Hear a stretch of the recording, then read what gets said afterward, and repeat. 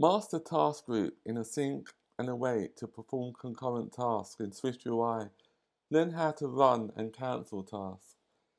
In this tutorial, we'll be creating this application that retrieves some weather data using the Weather API and also retrieves some user data. The user has two options: to cancel a task or to get a task, as in run a task. So if we click on get data, this will retrieve the two payloads. As you can see, it retrieved the weather data for Tokyo, London and New York. If I click on it again, then click on cancel, the payloads will not be retrieved and they will be cancelled. Now I'll click on cancel.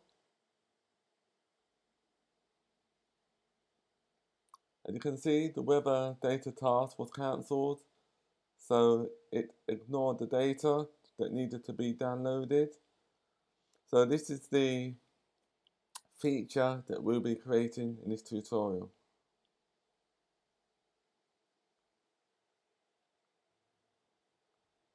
Don't forget to subscribe for more Swift and SwiftUI tutorials.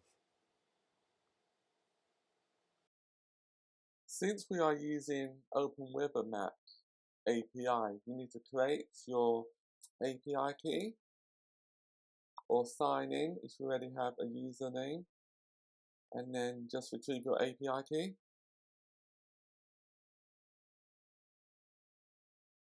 The next thing we need to do is to create a new Swift file. You need to name the file JSON data response.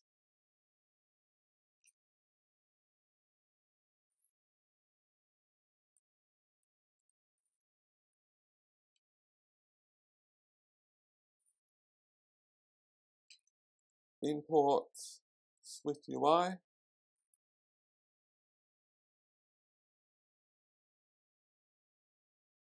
You need to create a new struct called weather data.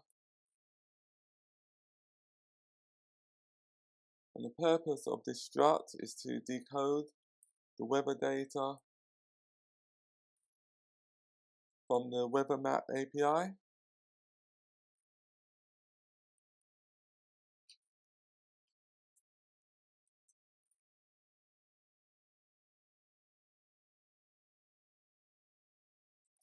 We also need to create an ID.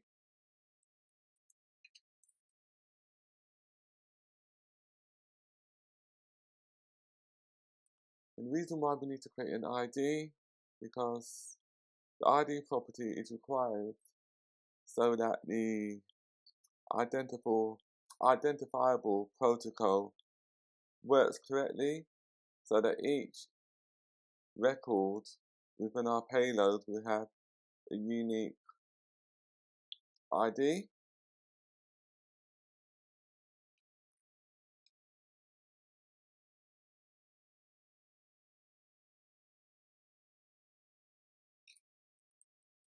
Return city name dot hash value.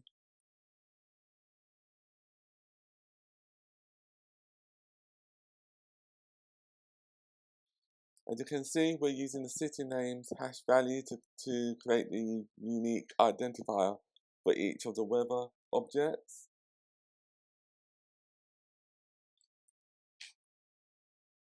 Var city name string, var temperature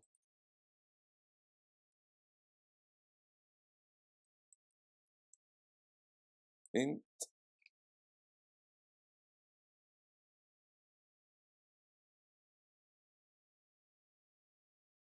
make the language translator functional.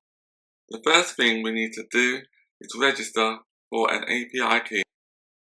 In this lesson, we will create the downloading translation view. So within the application, when the user enters the text that they want to be translated, for example, if I enter hello, and I want that to be translated from English to Spanish. When I click on translate, you'll see a view above here, which will display the word downloading. Learn to build a language translator apps with SwiftUI Master UI Design, API integration, and hands-on projects. Enroll now and start building. You need to create another struct that's called user data.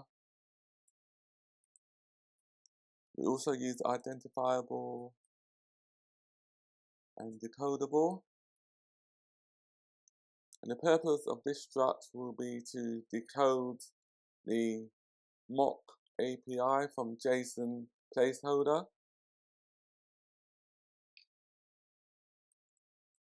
The properties or the keys that we need to extract from the payload includes ID,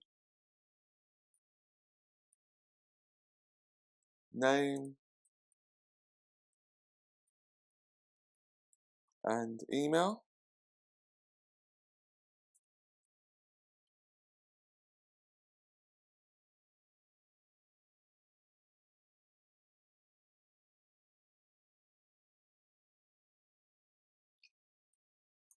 We need to create another struct that's called open weather response,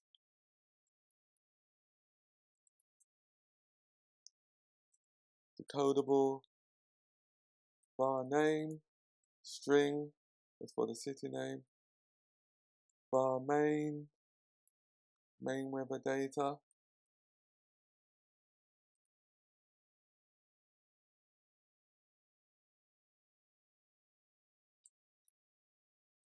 we have to create our final struct that's called main weather data, decodable, var temp, which will be double.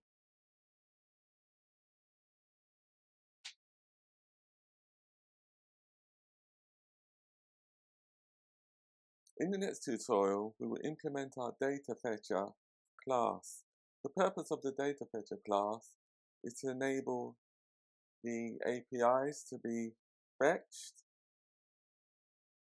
and also to enable the user to cancel any asynchronous requests.